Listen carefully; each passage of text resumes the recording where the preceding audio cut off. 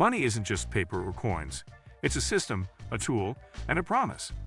Every dollar you spend, save, or invest represents trust in an idea that has shaped civilizations for centuries. But most people only see the surface, earning it, spending it, without understanding the forces that make it move, grow, or vanish. In the next few minutes, we'll strip away the jargon, reveal the simple truth behind money's power, and show how it really works in everyday life. Today we will talk about how money really works, explained simply.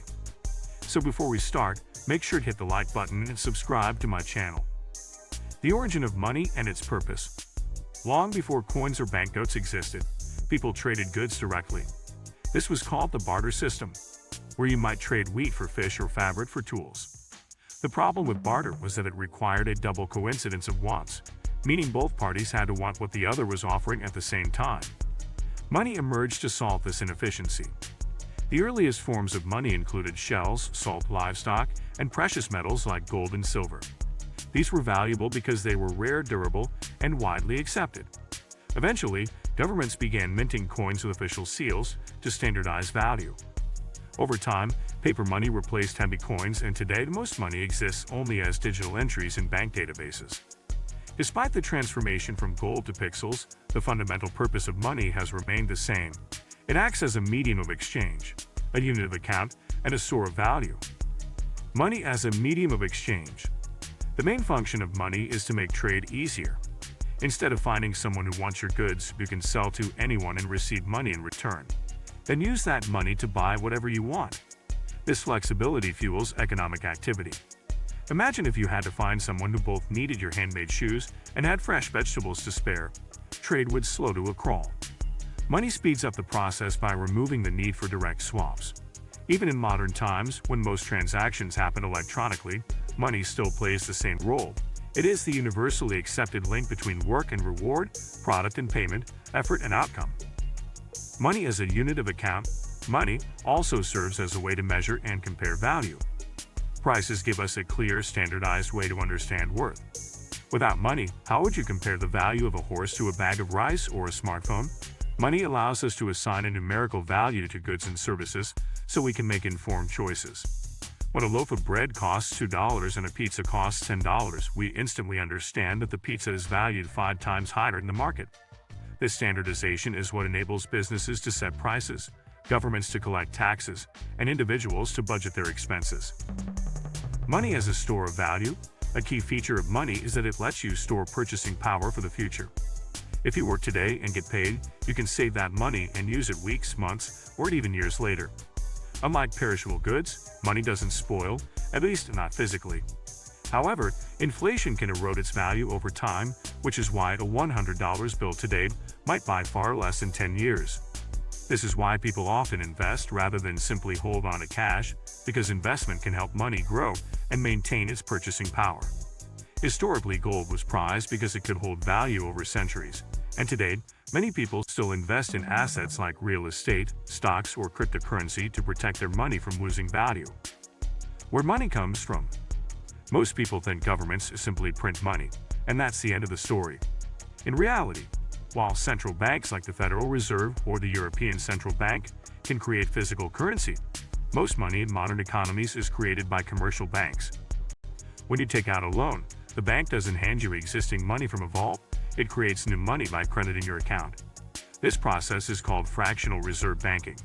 Banks are only required to keep a small fraction of deposits as reserves and can lend out the rest, effectively creating new money in the economy. The balance grows when loans are made and shrinks when loans are repaid or defaulted on. Central banks influence this process by adjusting interest rates and reserve requirements, which controls how much lending can occur. Why money has value? Money's value isn't determined solely by the material it's made from. After all, a paper bill is just printed cotton or polymer. Instead, value comes from the collective trust that it can be exchanged for goods or services. This trust is backed by the government that issues it, which is why it's called fiat currency. Fiat meaning by decree. In other words, the currency has value because the government says it does, and because people agree to use it. If this trust breaks down, such as in cases of hyperinflation or political instability, the currency can quickly lose its worth, no matter how much of it you have. The role of inflation and deflation. Money doesn't exist in a vacuum. Its value changes depending on the economy. Inflation occurs when the prices of goods and services rise, reducing the purchasing power of money. For example, if inflation is 5% annually, something that costs $100 today will cost $105 next year. While moderate inflation is considered normal and even healthy for economic growth, excessive inflation, or worse, hyperinflation, can destroy a currency. On the other hand, deflation is when prices fall, which sounds good, but can lead to economic stagnation, as people delay spending in hopes of lower prices in the future. Central banks aim to keep inflation in a stable range to maintain trust in the currency and encourage economic activity. Digital and electronic money. In our time, most money is digital. The cash in your wallet is just a small fraction of your total assets. The rest exists as numbers in online bank accounts. You can send payments across the world instantly, make purchases with a tap of your phone, and even invest in markets without touching a single coin or bill. Cryptocurrencies like Bitcoin have introduced a new kind of money that isn't issued by any government and operates on decentralized networks.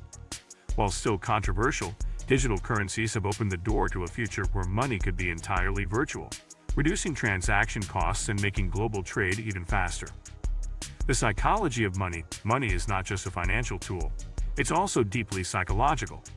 People attach emotions, fears, and desires to money, which affects how they earn, spend, save, and invest.